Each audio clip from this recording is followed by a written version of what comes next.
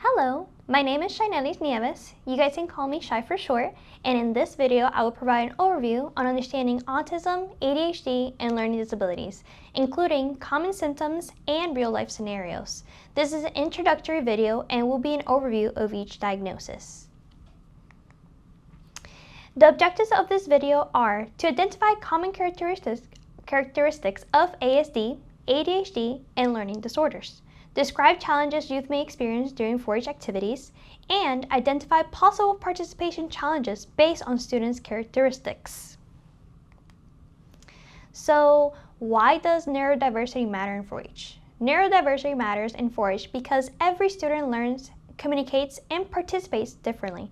Students may experience challenges with attention, organization, emotional regulation, communication, or social interaction, but these differences are not deficits. Using a strength-based approach means focusing on each student's abilities, interests, and strengths, instead of only their challenges. When we recognize and build on what students can do well, even small supports and understanding can make a big difference in helping all students develop a sense of belonging in 4-H. Small supports and understanding can make a big difference in helping all students develop a sense of belonging in 4-H. ADHD is not considered a learning disorder because it does not directly affect specific academic skills such as reading, writing, or math. However, it can affect learning and participation in activities. Students with ADHD may experience challenges with attention, focus, impulsivity, organization, and self-regulation, which can impact their ability to complete tasks, follow directions, and participate effectively in group activities. There are 3 main types of ADHD. The first is the inattentive type. Students may seem easily distracted, forget instructions, lose materials, or daydream during activities. The second is hyperactive impulsive type. These students may fidget, interrupt others, blur out answers, talk excessively, or have difficulty sitting still. The third is the combined type, which includes symptoms from both categories. It's important to remember that ADHD can look different from one student to another. Some students may appear very active and impulsive, while others may seem quiet but struggle internally with focus and organization. Many students with ADHD may also have coexisting conditions such as anxiety, learning disorders, sleep difficulties, or autism.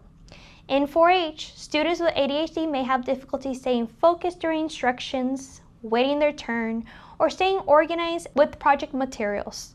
However, many students with ADHD are also highly creative, energetic, curious, enthusiastic learners who thrive when activities are engaging, hands-on, and supportive.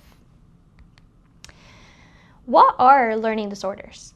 Learning disorders affect how a person processes, understands, and uses information. Students with learning disorders experience consistent difficulty in one or more major academic areas, including reading, writing expression, or math. It's important to remember that learning disorders do not affect intelligence or motivation. These students are capable learners, but they need information taught or presented in different ways. Some common signs of learning disorders can include difficulties with reading, writing, math, as well as poor memory, trouble paying attention, or difficulty following directions. Some students may also appear clumsy, have trouble telling time, or struggle with staying organized. These challenges can look different from student to student. There are many different types of learning disorders, but on the next slide, I'll briefly go over 3 of the most common seen ones. Some of the most common learning disorders include dyslexia, dysgraphia, and dyscalculia. Dyslexia mainly affects reading. Students may have difficulty recognizing words, decoding sound, or reading fluently and with comprehension. Reading may feel slow or require extra effort, and it can also impact both written and spoken language. Dysgraphia affects writing and written expression. Students may struggle with spelling, grammar, writing letters or numbers, and organizing thoughts on paper. Even when the student understands the topic, it can be difficult to get ideas written down in a clear or structured way, and writing may also feel physically tiring or slow.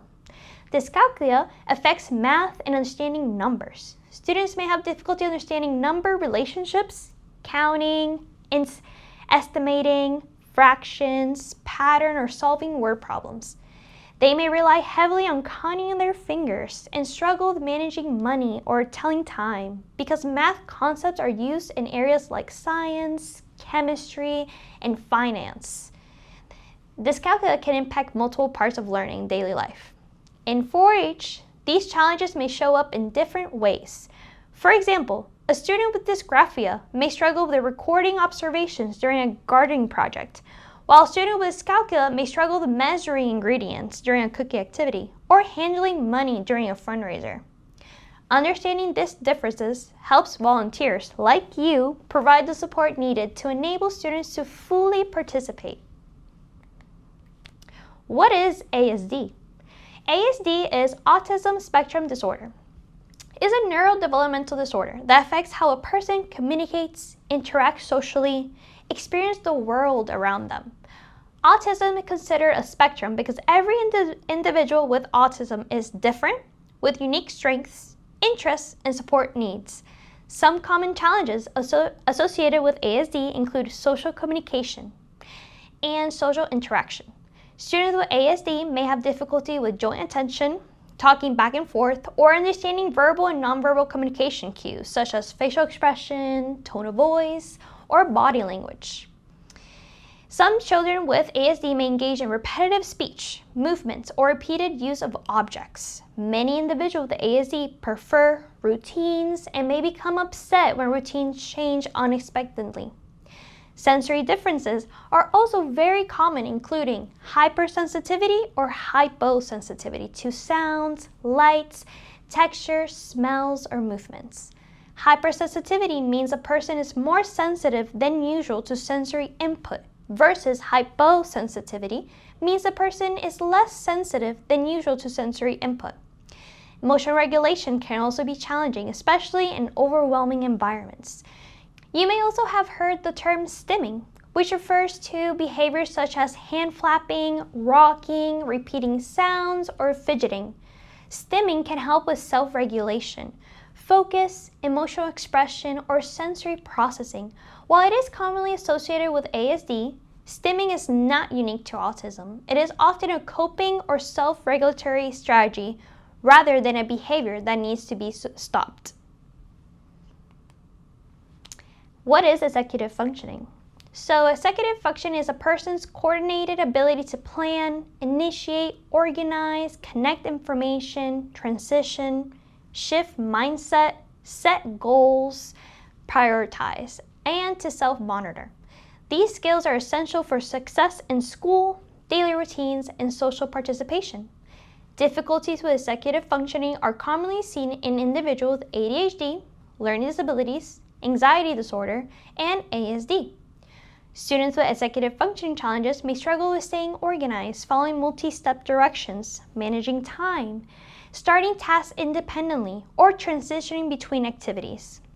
In 4-H, these challenges may show up as difficulty gathering materials for a project, remembering instructions, staying on task during group activity, or completing projects within a certain set time frame. This table summarizes some common challenges students may face at 4-H. Keep in mind that each student is unique, and not all students may experience all of these challenges. The examples are provided to help volunteers recognize areas where support may be helpful to implement. You can use this table as a quick reference and pause here if you would like to review the examples for each diagnosis. These common challenges were discussed earlier and are now brought together in one place for easy reference. Now, here's a mini scenario and a question. Tommy is an 11-year-old boy and he enjoys hands-on science projects, but he avoids reading out loud. He frequently mixes up letters, reads slowly, and becomes frustrated when asked to complete written directions independently. Here's the question. What challenges might Tommy experience during activities that involved reading or following written instructions? Take a moment to think about how this might impact Tommy's participation in this activity. Tommy may have difficulty reading directions independently or may read at a slower pace due to challenges with decoding words. He may become frustrated or avoid tasks that involve a lot of reading. He might struggle to keep up with written instructions during group activities or miss important information if directions are only provided in written form. There are multiple possible answers, and these are just a few examples. Knowing this, the next question to think about is, what simple support could help Tommy participate successfully? We will explore possible strategies and answers in the next video. These are my references. For those who would like a copy of this slide deck, please reach out to the 4-H office. Thanks for watching and see you in the next video.